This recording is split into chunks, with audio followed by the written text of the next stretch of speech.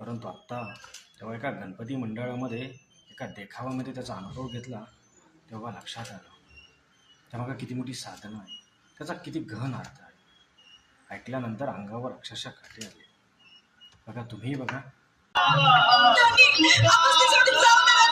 आपल्या पोराबाळाचा तरी विचार करा.